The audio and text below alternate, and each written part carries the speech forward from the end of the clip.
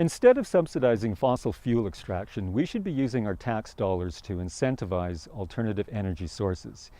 If we applied true full cost accounting, like the cost to the environment, we would all be paying more for oil, and the shift to alternate energy might happen sooner.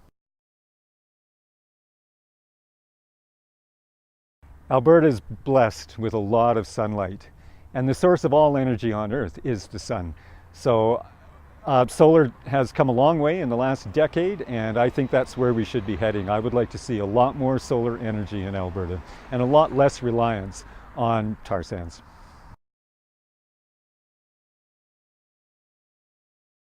I've been following this conversation since the first climate summit in Rio in the early 90s, and it doesn't seem like we've made a lot of progress in the last 30-odd years. Perhaps if we could find a way to make this in the capitalists' best interests, things would happen sooner. While true full cost accounting for oil would be a start, as soon as the price of oil goes up, people are going to start looking for alternatives, and they'll pay for it, and those alternatives will become more viable.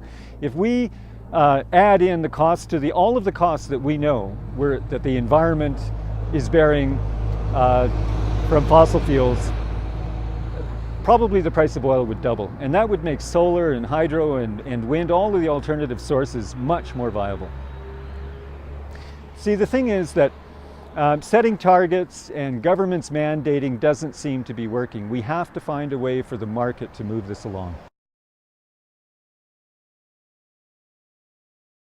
There wasn't a lot of money when I grew up, and so I was fortunate to be able to learn that excessive consumption doesn't make people happy.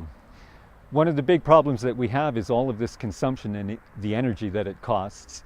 I can always do better. You know, I don't fly all over the world for vacations every 6 months, but I would certainly be willing to look at alternate energy, solar in particular, for example, on the roof of my house, if it was just a little bit more transparent and viable.